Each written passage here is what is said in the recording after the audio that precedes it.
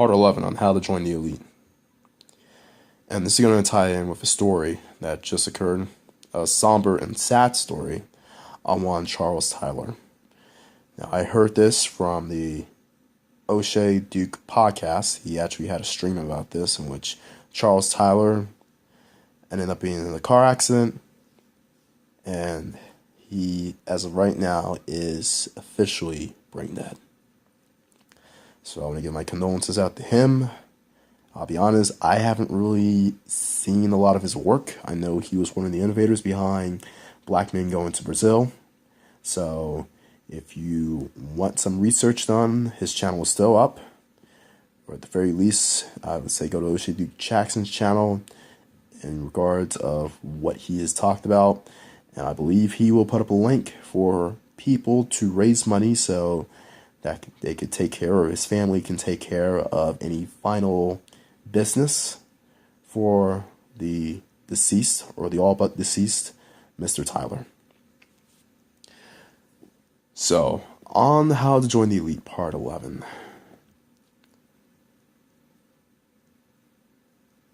Enjoy your life while you can. Enjoy your life, while you can. What I've been noticing within the Black manosphere, and yes, I have to call out, I'm calling out all the manospheres, all the red pill community at large, white, black, gray, silver, gold, maroon, beige, orange, tide, crimson tide. What happened, Alabama? Let me stop.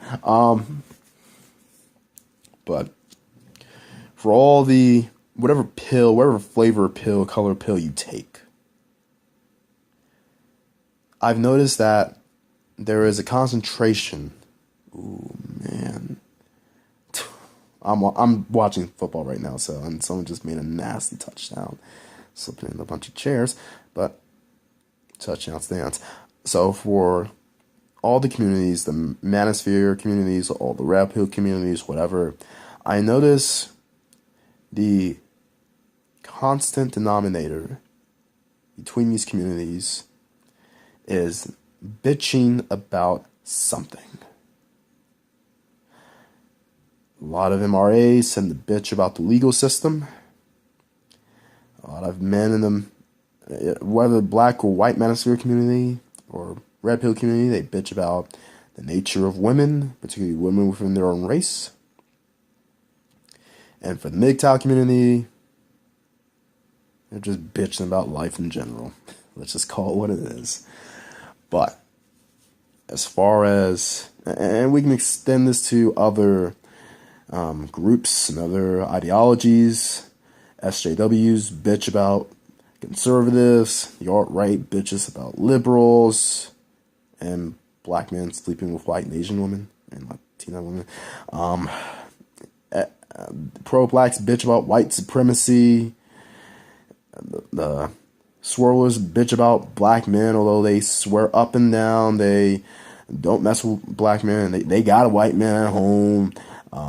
Some men bitch about black women, even though they swear up and down they don't mess with black women anymore, and they have all these fine white, Latina, and Asian women just lined up at the snap of their fingers. Look, first of all, we all know a lot of you are full of shit, but that's not for me to call out, at least not in this video. But for all of you out there who are tired about the whining, the bitching, the complaining that goes on between all these communities, the solution is live your life while you still can. And it seems that a lot of those who tend to live their lives, the unfortunate thing is that a lot of these people who tend to live their lives, truly live their lives, tend to die early deaths. Now, in some of the cases, it's onset by the individuals themselves by living a reckless lifestyle. It's Nietzsche, I don't know how you pronounce it, but living just a carefree lifestyle as if everything's going to be your last. But in the case of Charles Tyler, I think the accident definitely was not something he created. And regardless if it was, it's a shame that he had to go out like this. And this should remind all men out there, regardless of what pill you swallow, what ideology you believe in, to live your life and enjoy it while you can. I'm not saying go out there and just party every night and just live the nightclub lifestyle in which every night you're just doing this and doing that, not taking care of your responsibilities or not making money. But don't focus on people who hate you, oppose you, and are adamantly opposed to your freedom, your success, and your happiness. The constant thing I keep noticing, and a lot of people, I'll give a lot of people credit, they are calling out people and entities that need to be called out. And I'm not talking about these pro-blacks who are vaguely just calling out white supremacy, or these alt-righters who are just calling out black men, or these SJWs who are just calling out regular-ass conservatives who just want their guns and low taxes. But I'm talking about men who are calling out certain entities of people who are adamantly opposed to their own individual freedom and happiness. And there is a time for it, there is an amount for it, and there is a quantity for it. However, that quantity, I would stress, should not exceed a healthy amount, and it definitely should not be what you are known for.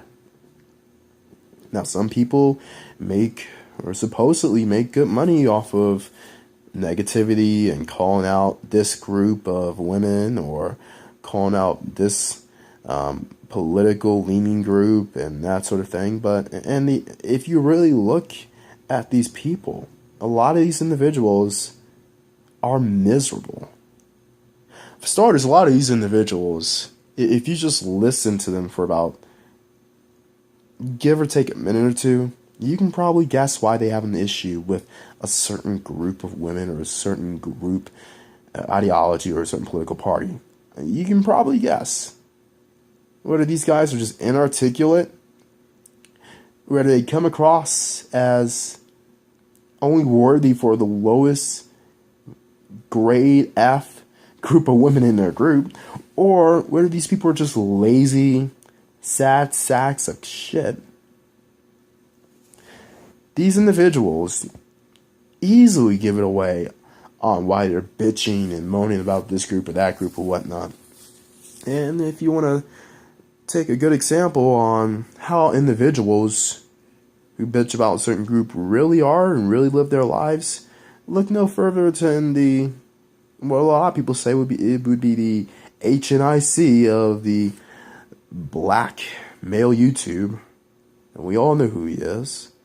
But we all know how much negativity he has in his life, how much negativity he attracts. And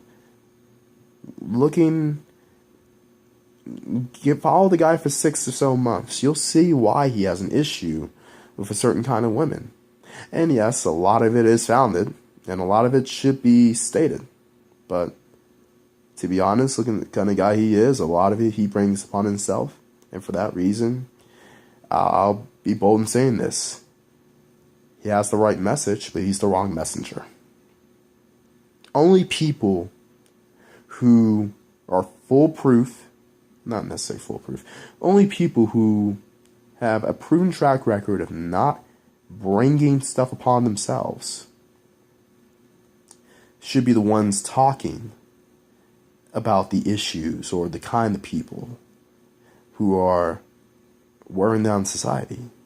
And here's the thing about it. A lot of those people usually don't have an issue, or just in my case, don't care about certain kinds of people or women to the point of making all of our videos based on this group. Partially because we just moved on from them, and partially because we have other things in life, other pressing issues in life, and other things that are more worthwhile in our lives to talk about.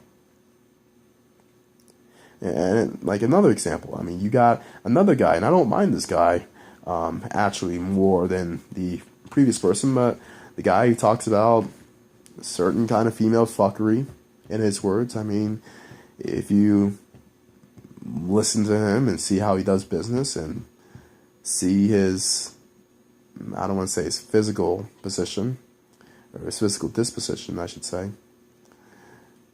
you can probably guess why he had an issue, or why he's fighting the war of middle and high school. And this isn't to call anyone out in particular, but if you look at certain people, you will see why they have issues in life.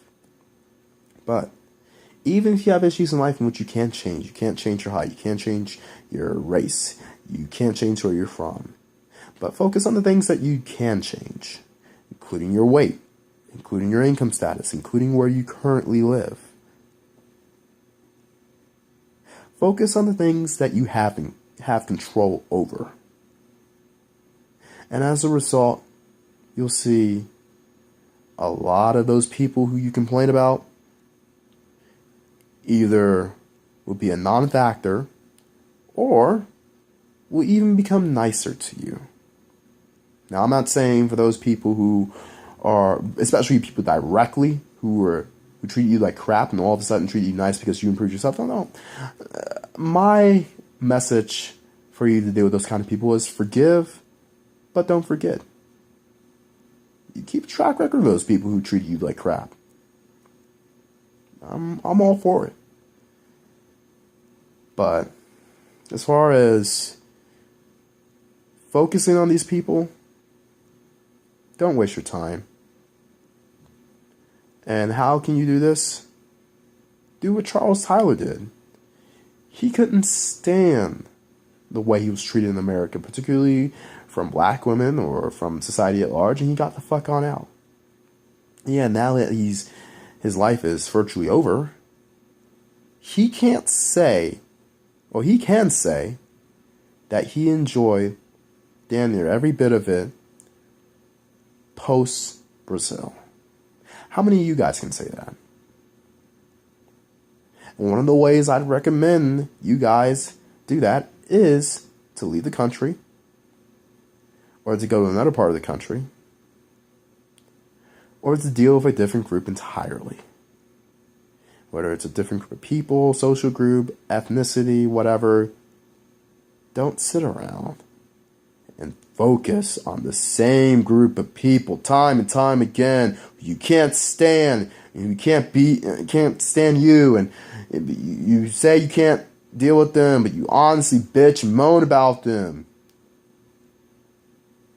Men are better than this, or at least I hope we are. And yeah, life's too short for you to focus on those who hate you. Focus on those who appreciate you. Focus on those who respect you, and focus on those who love you. And yes, those who love you for who you are, particularly if you've done everything else it takes, or everything else you need to do to be part of the elite. Everyone else out there, always bet on X.